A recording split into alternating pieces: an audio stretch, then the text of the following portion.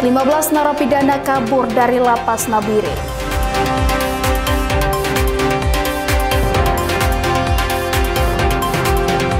Sekolah sepanjang hari tingkatkan literasi anak.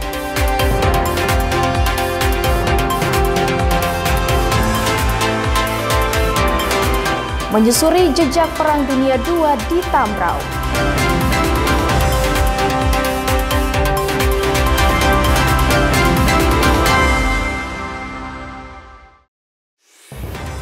Selamat pagi saudara, apa kabar Anda hari ini? Selain ketiga informasi tadi, sejumlah informasi dan berita menarik lainnya akan kami hadirkan untuk mengisi rangkaian berita Kompas Sorong hari ini.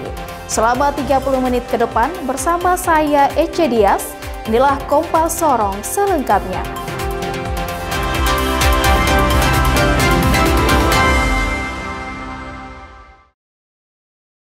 Kita awali berita utama saudara, 15 narapidana kabur dari Lapas Nabire dengan memanjat tembok lapas.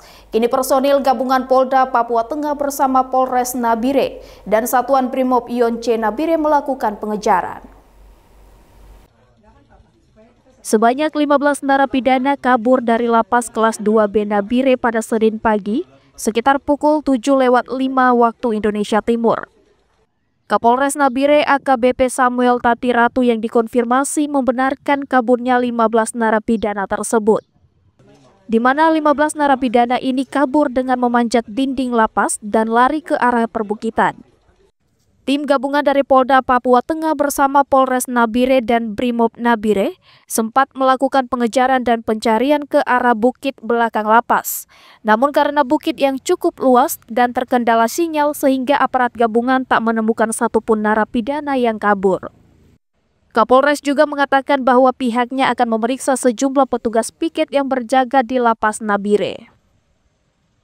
Di telepon dikasih tahu bahwa ada 15 warga binaan yang kabur lewat dinding lapas. Kemudian ya sudah, dari situ kita bagi anggota gabungan dengan Polda, Polres, dan juga dari rekan-rekan Brimob, termasuk Polsek Kota. Kita lakukan pengejaran di bukit di belakang lapas, namun karena memang cukup luas bukit yang di belakang itu dan memang agak berpencar. Sebelumnya, 19 narapidana Lapas kelas 2B Nabire juga kabur pada Juni 2025. Narapidana yang mayoritas merupakan anggota KKB itu kabur usai menyerang petugas lapas menggunakan senjata tajam. Tim Liputan Kompas TV Nabire, Papua Tengah. Kita beralih ke Sulawesi Selatan, saudara. Polda Sulawesi Selatan memusnahkan 44 kg narkoba jenis sabu dengan cara dibakar di mobil insinerator milik BNNP Sulawesi Selatan. Puluhan kilogram narkoba tersebut merupakan hasil pengungkapan yang dilakukan polisi di Pelabuhan Nusantara Parepare, Sulawesi Selatan dengan menangkap pria berinisial AA yang merupakan kurir. Direktorat Reserse Narkoba Polda Sulawesi Selatan memusnahkan 44 kg narkoba jenis sabu hasil pengungkapan yang dilakukan Polres Parepare di Pelabuhan Nusantara Parepare, Sulawesi Selatan dengan menangkap seorang kurir berinisial AA 5 September 2025 lalu. Sebelum dimusnahkan, barang bukti narkoba jenis sabu ini dilakukan pengujian keasliannya oleh tim Lab 4 Polda Sulawesi Selatan. Usai positif metamfetamin, satu persatu barang bukti narkoba ini kemudian dimusnahkan dengan cara dibakar di mobil insinerator milik BNNP Sulawesi Selatan di halaman Ditres Narkoba Polda Sulawesi Selatan. Adapun barang bukti 44 kg sabu ditaksir bernilai 44 miliar. Rencananya akan dibawa pelaku ke Kabupaten Pinrang, Sulawesi Selatan atas perintah oleh lelaki berinisial A yang kini dalam pengejaran polisi.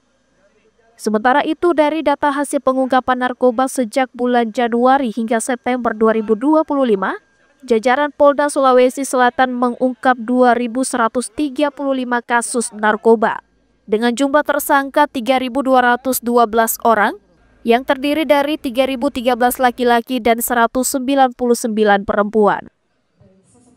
Dalam hal narkoba akan memusnahkan barang bukti hasil tangkapan dari Polres Parepare. Tapi sebelumnya sampaikan juga bahwa selama bulan Januari sampai dengan bulan September, kasus narkoba yang telah ditangani sebanyak 2.135 kasus. Kemudian tersangka ada 3.212. Ini yang terdiri dari 3.013 laki-laki dan 199 adalah perempuan. Tim Liputan Kompas TV Makassar. Imbas erupsi Gunung Lewotobi laki-laki di Kabupaten Flores Timur dan Gunung Lewotolok di Kabupaten Lembata, 3 bandara di Pulau Flores ditutup. Akibatnya 5 penerbangan dari dan ke Bandara El Tari Kupang dibatalkan.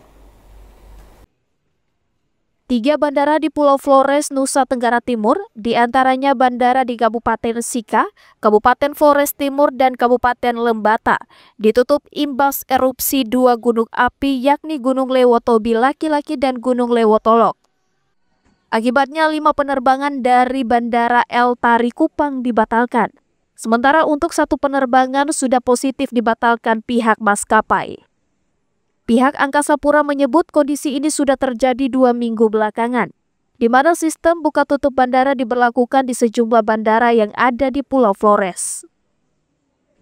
Rute-rute penerbangan yang mengalami dampak terkait dengan sebaran abu vulkanik Lewotolok maupun Lewotobi, sesuai dengan informasi dari Air Navigation, Airnav, bahwa bandar udara di Larantuka, Maumere, dan Lewoleba mengalami penutupan sehingga penerbangan dari dan menuju bandar-bandar tersebut mengalami pembatalan penerbangan.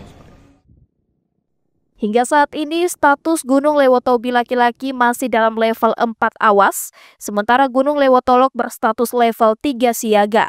Kedua gunung ini juga masih terus mengalami erupsi. Tim Liputan Kompas TV, Kupang, Nusa Tenggara Timur. Saudara, usai jeda kami kembali dengan informasi pemerintah Kabupaten Maibrat bersama akademisi Universitas Papua memulai program sekolah sepanjang hari untuk meningkatkan literasi siswa.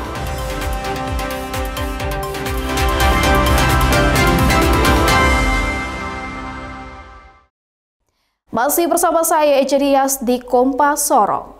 Saudara, kasus keracunan makanan di 3 kabupaten kota di Maluku beberapa waktu lalu menyebabkan kantor pelayanan pemenuhan gizi Ambon menutup sementara 3 dapur. Penutupan ini bertujuan mencegah kejadian serupa terulang dan memberi waktu untuk evaluasi serta investigasi. Kasus keracunan makanan yang menimpa puluhan siswa di Maluku Barat Daya, Kota Tual, dan Ambon mendorong kantor pelayanan pemenuhan gizi Ambon menutup sementara 3 dapur makanan bergizi gratis. Penutupan berlangsung tanpa batas waktu hingga hasil evaluasi dan investigasi keluar. Petugas kini mengevaluasi standar kebersihan dan keamanan pangan di seluruh dapur. Kantor pelayanan pemenuhan gizi Ambon mewajibkan setiap SPPG yang masih beroperasi memiliki sertifikat layak higienis sanitasi. Selain itu, setiap dapur wajib didampingi 1 ahli gizi dan juru masak bersertifikat untuk memastikan makanan yang disajikan aman bagi siswa. Jadi sementara ini ditutup sampai tidak tahu kapannya, sampai dengan pengurusan persyaratan yang mereka lengkapi dulu, baru bisa mereka beroperasi kembali. Jadi selain itu mereka ditinjau kembali dapurnya, setelah memang layak untuk dilakukan operasi baru mereka beroperasi. Untuk kejadian yang terjadi itu kan 3, 1 di MBD, 1 di Tual, dan 1 di Ambon. Semuanya dapurnya ditutup.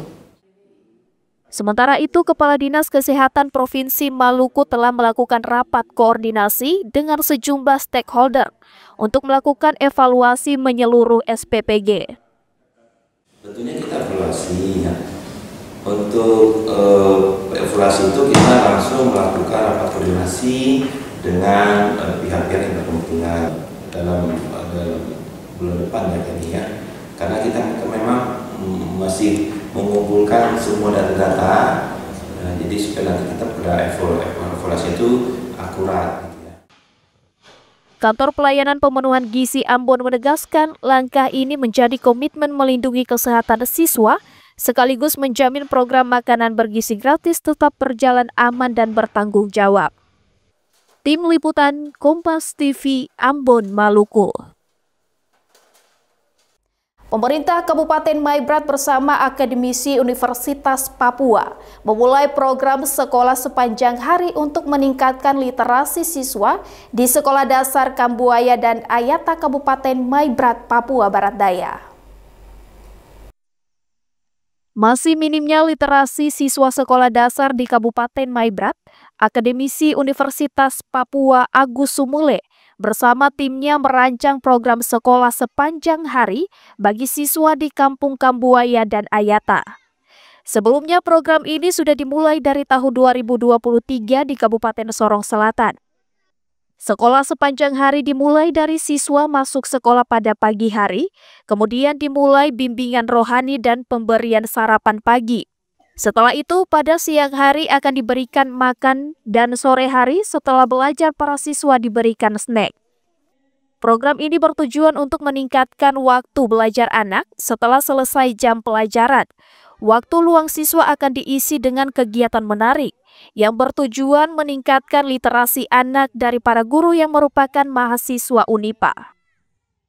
Dalam mengambil waktunya orang tua setelah pulang sekolah, SSA masuk untuk mengambil waktu itu, haknya orang tua untuk anak itu kami ambil untuk kegiatan-kegiatan yang bersifat edukasi. Kegiatannya apa? Termasuk tadi literasi-literasi. Kegiatan sekolah sepanjang hari ini direspon baik oleh orang tua, di mana mereka membentuk tim untuk menyediakan makanan bagi anak-anaknya yang bersekolah sepanjang hari. Diharapkan dengan program ini dapat menyiapkan generasi muda Papua yang cerdas dan berkualitas. Flora Batlayeri, Kompas TV, Sorong, Papua Barat Daya. 5 tank milik Sekutu Tentara Amerika waktu Perang Pasifik yang terletak di Kecamatan Kuor, Kabupaten Tambrau, Papua Barat Daya. Informasi selengkapnya usai jeda.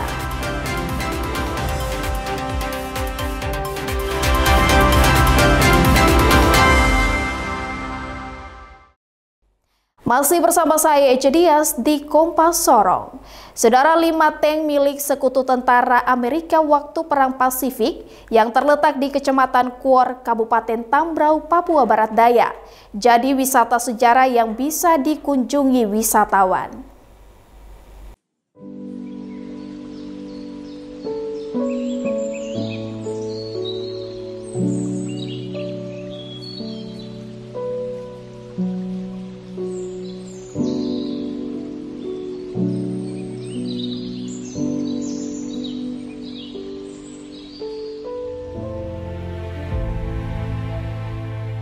Saudara, bagi Anda yang senang berwisata sejarah, kami akan ajak Anda berkunjung ke Distrik Kuor, Kabupaten Tambrau, Papua Barat Daya.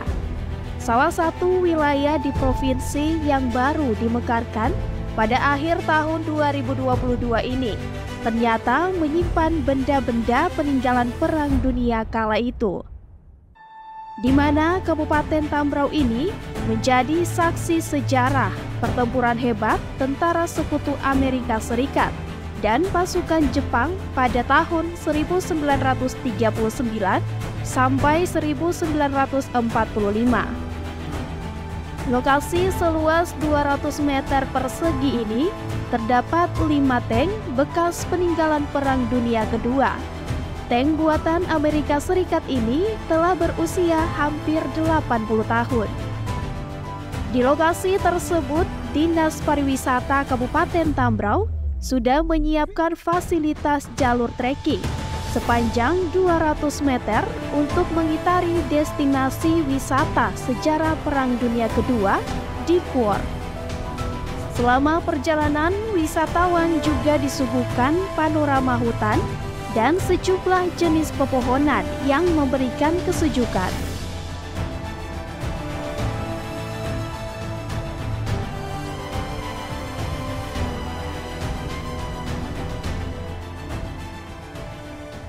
Wisata Ototeng bertempatnya di wilayah pemerintahan Kampung Esmambo, Distrik Wor. Ya. Ototeng ini kan aset ada di kampung wilayah pemerintah Kampung Esmambo. Ototeng ini sudah berjalan sudah lama. Ya. Ini sebagai aset yang ada di kampung. Ya.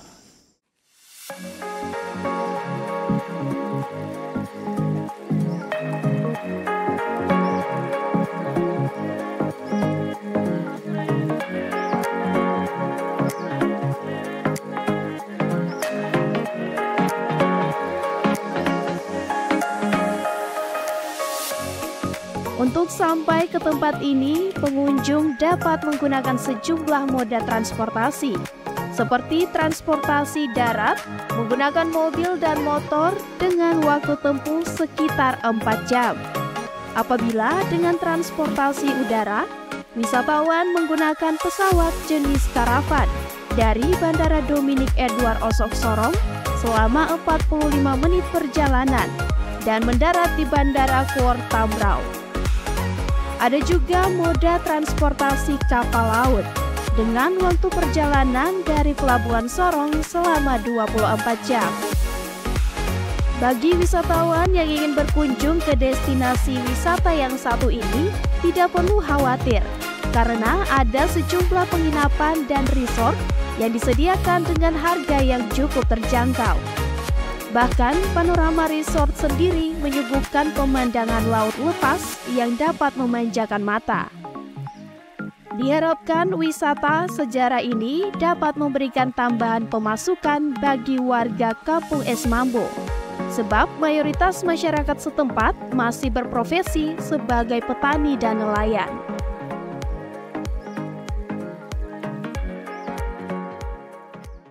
Kami dari pemerintah kampung berharap supaya kepada dinas boleh ke depan memperhatikan kami di wilayah pemerintahan Kampung Esmambo, supaya kami juga mendukung pemerintah untuk menjaga aset ini ke depan baik untuk berguna bagi pembangunan di Kabupaten Tambrau, tapi juga di Kampung Esmambo dan juga membantu ekonomi yang ada di masyarakat, terutama pemilik hak garap maupun pemilik hak wilayah.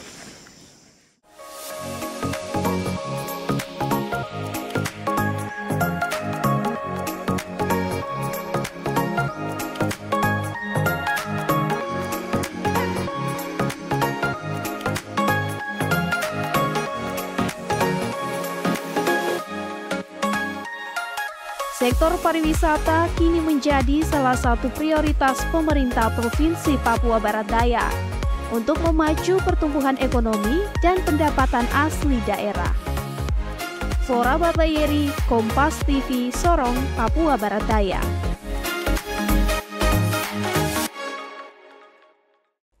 Dan saudara, informasi tadi sekaligus menutup perjumpaan kita dalam Kompas Sorong episode hari ini.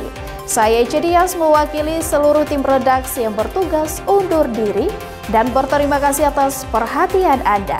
Sampai jumpa, Kompas TV, independen terpercaya.